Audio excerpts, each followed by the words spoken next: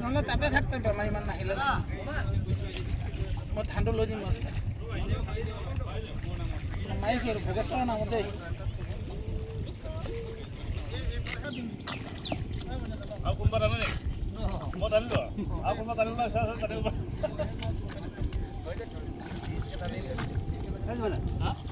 কথাটো তেনেকৈ একলান চাৰক হয় নেকি পিছফালে ঘূৰি যাওক আৰু এটা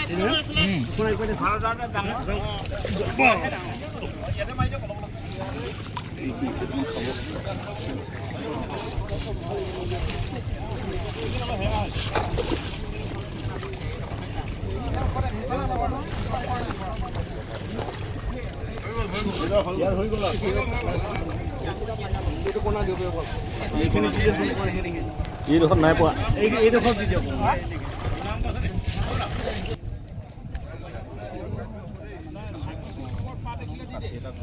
আজি ধনশিৰি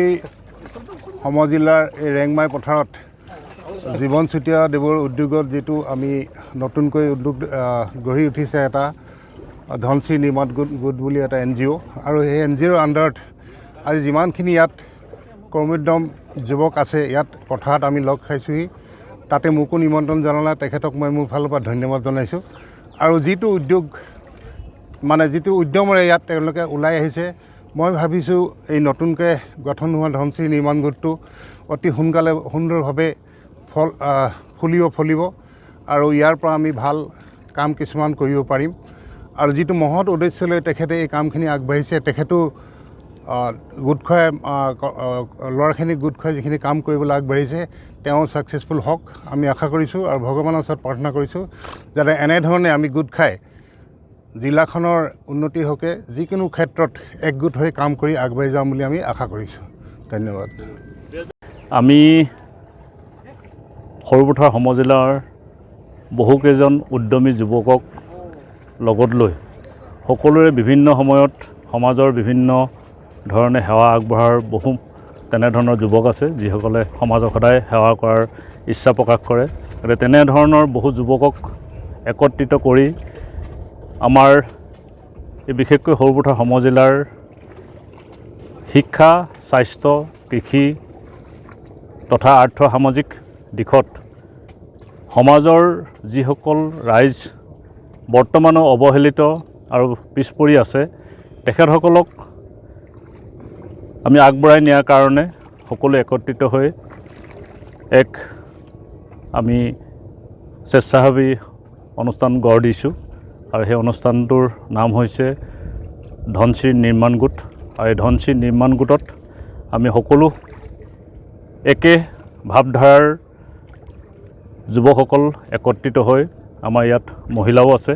সকলো একত্ৰিত হৈ আমি সমাজৰ কাৰণে কাম কৰাৰ কাৰণে আমি আগবাঢ়িছোঁ আৰু এই নৱনিৰ্মিত নতুনকৈ গঠিত হোৱা ধনশিৰি নিৰ্মাণ গোটৰ আজি প্ৰথম কাৰ্যসূচী আজি 1 জুলাই 1 জুলাইত আমি আমাৰ অসমত সঘনাই হৈ থকা বানপানীত বহু কৃষক ক্ষতিগ্ৰস্ত হয় আৰু তেখেতসকলক বানপানী বা অন্যান্য দুৰ্যোগত ক্ষতিগ্ৰস্ত কৃষকসকলক সকাহ দিয়াৰ উদ্দেশ্যে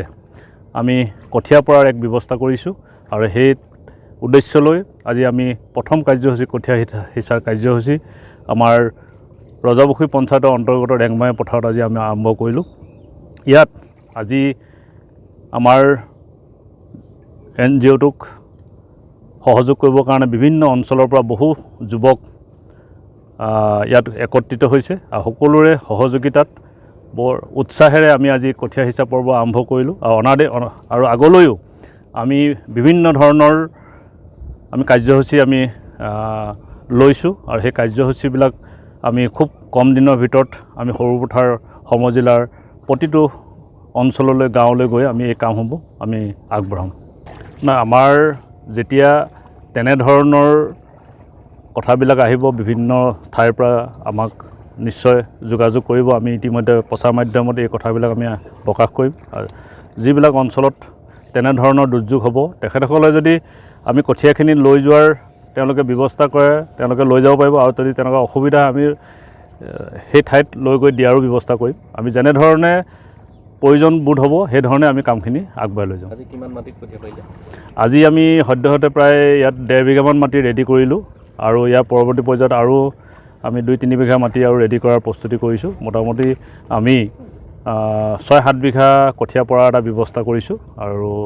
আমি প্ৰথম পদক্ষেপ হিচাপে আমি এইখিনি আগবঢ়াইছোঁ আৰু ভৱিষ্যতৰ দিনত এনেধৰণৰ আৰু প্ৰচেষ্টা আমাৰ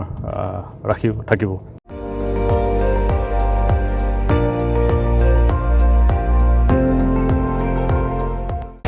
আপুনি চাই আছে ND24, সৰ্বশ্ৰেষ্ঠ নহয় সৰ্বোত্তমৰ দৌৰ।